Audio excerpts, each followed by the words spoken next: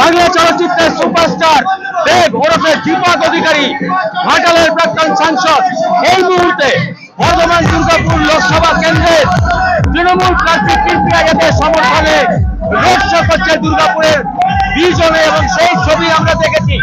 কার্যত উপচে পড়েছে মানুষ এবং দেবকে দেখার জন্য রাস্তার দুধারে মহিলা, পুরুষ, ছোটরা, শিশুরা কার্যত উপচে পড়েছে এই মুহূর্তে। এবং সেই দীপক অধিকারীর রোড শো, এবং যেটা দেখছি দীপক অধিকারী অর্থাৎ দেবের সাথে রয়েছে প্রার্থী কীর্তি আজাদ, এবং তার সাথে রয়েছেন মন্ত্রী প্রদীপ মজুমদার, এবং সেই বর্ণাঢ্য রোড শো, যে রোড শো আজকে দুর্গাপুরে অনুষ্ঠিত হচ্ছে।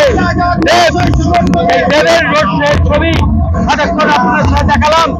এই মুহূর্তে আমার সাথে রয়েছে একজন তৃণমূলের, কি বলবেন আজকে দেবের রোড শো? অসংখ্য মানুষ, অসংখ্য ভিড়।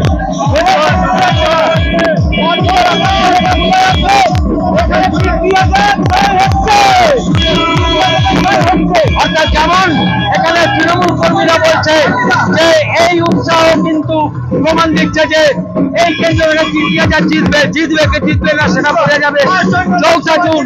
আপাতত কিন্তু এই দেবের রোড শোতে কার্যত উচ্ছ্বাস মানুষের উপচে পড়েছে, এটা বলাই বাহুল্য। ধীরে ধীরে রাস্তার দুধারে সারিবদ্ধভাবে দাঁড়িয়ে আমার রাস্তা ধরে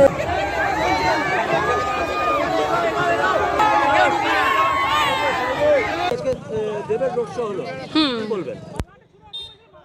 ভীষণ সকাল থেকে আমরা, কালকে তো আমাদের খুব আশা করে আমরা বসেছিলাম, কালকে এত বৃষ্টি হওয়ার জন্য কালকে আমরা পারিনি দেবকে দেখতে, কিন্তু আজ যখন রাত্রেবেলা ডিক্লেয়ার হলো যে দেব আসবে, সকাল থেকে আমরা খুব খুশি ছিলাম। আমরা দুপুর 1টা থেকে আমরা সবাই সেখানে দলবদ্ধ করে দাঁড়িয়েছিলাম। হ্যাঁ, দারুণ দারুণ দারুণ, তা তো ভাবা যায় না, কিন্তু প্রচুর ভিড়, পারলাম না কাছে সামনে যেতে, এত ভিড়ে। এই এই ক্রেজটা থেকে যাবে আমাদের কাছে। হ্যাঁ, দেখলাম 1.5-2 ঘন্টা মিনিমাম। ভীষণ ভালো লাগলো, ভীষণ ভালো লাগলো, ভীষণ ভালো লাগলো। না, দেখেছি আমি, আরো একবার দেখেছি, কিন্তু এইবার প্রথম কাছ থেকে দেখলাম। না, ওটা সম্বন্ধে আমি সেরকম কিছু বলতে পারবো না, কিন্তু আমার ভীষণ ভালো লাগলো, এটাই যা।